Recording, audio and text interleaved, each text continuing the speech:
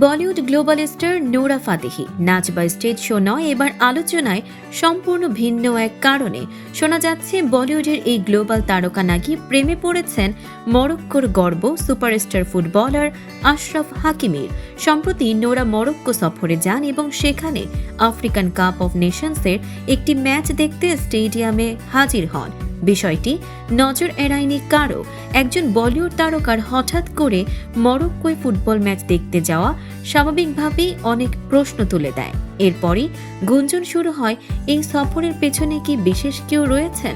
বলিউড ঘনিষ্ঠ এক সূত্র মতে আগেই শোনা যাচ্ছিল নোরা একজন আন্তর্জাতিক ফুটবলারের সঙ্গে সম্পর্কে রয়েছেন। মরক্কো গিয়ে ম্যাচ দেখা সেই জল্পনাকে আরও শক্ত করে তোলে। অনেকের ধারণা সেই ফুটবলার আর কেউ নন, মরক্কোর গর্ব আশরাফ হাকিমি। 2022 কাতার বিশ্বকাপে মরক্কোকে সেমিফাইনালে তোলা এবং 2026 বিশ্বকাপে আফ্রিকার প্রথম দল হিসেবে কোয়ালিফাই করানো এই রাইট ব্যাক বর্তমানে ক্যারিয়ারের সেরা সময় পার করছেন। আর ঠিক এই সময়েই নোরার সঙ্গে তার নাম জড়ানোয় আলোচনা যেন দ্বিগুণ হয়ে গেছে।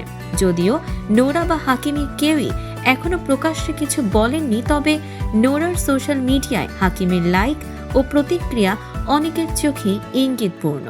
দর্শক, সাম্প্রতিক ও চমকপ্রদ সব খবর পেতে ফলো করুন আমাদের ফেসবুক পেজ CB24 টিভি এবং সাবস্ক্রাইব করুন ইউটিউব চ্যানেল CB24 অফিসিয়াল।